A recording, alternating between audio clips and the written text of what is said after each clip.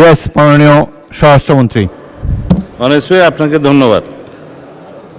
মাননীয় বিরোধী দলীয় নেতা ওয়াকআউট করতে চেয়েছেন, পার্লামেন্টারি কালচারে সেটা আছে, রাইট আছে, তারা ওয়াকআউট করতে পারেন।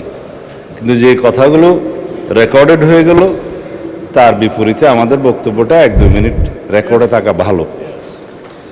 যে মুলতবি প্রস্তাবটা আপনার অনুপস্থিতিতে মাননীয় ডেপুটি স্পিকার প্রিজাইড করেছেন, উনি গ্রহণ করেছিলেন, তখনই আমি আপত্তি উত্থাপন করেছিলাম যেটা 68 বিধিতে হতে পারে, কিন্তু মুলতবি প্রস্তাব যে রুলস অফ প্রসিডিওর আছে তার মধ্যে আপনি রাইটলি আইডেন্টিফাইড করেছেন, সেটা আমি আগে উত্থাপন করেছি। যে বিষয়টি আইন প্রণয়নের মাধ্যমে নিষ্পত্তি হতে পারে সেরকম কোনো বিষয় মুলতবি প্রস্তাবে আলোচনা করার বিধান নাই।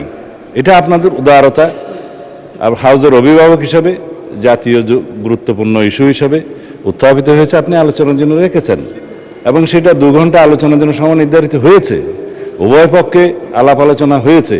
কিন্তু এটা যেহেতু বিধি বহির্ভূত এবং আলাপ আলোচনা হয়ে যাওয়ার পরে পার্লামেন্টের প্র্যাকটিস হচ্ছে ইট ইজ টকড আউট, আলোচিত হয়েছে, সুতরাং আলোচনার পরে নিষ্পত্তি কী হবে সেজন্য ভোটাভুটি দেওয়ার কোনো বিধান নাই। শুধুমাত্র মুলতবি প্রস্তাব উত্থাপিত হবে কি না, উত্থাপিত হবে অথবা হবে না তার উপরে ভোটাভুটির বিধান আছে। কিন্তু আপনি যদি তখন ভোটাভুটি বিধান দিতেন তাহলে পরে এই আলোচনার প্রস্তাব উত্থাপিতই হতো না।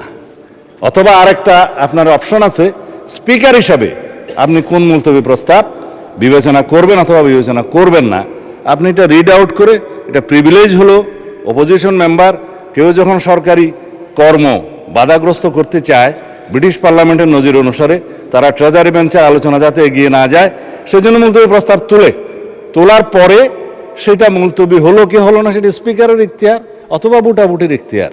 তখন মুলতবি প্রস্তাবটা আলোচনা না হলেও প্রিভিলেজটা হলো যে তাদের উত্থাপিত বিষয়টা আপনাকে পড়তে হয়, সেইটাই।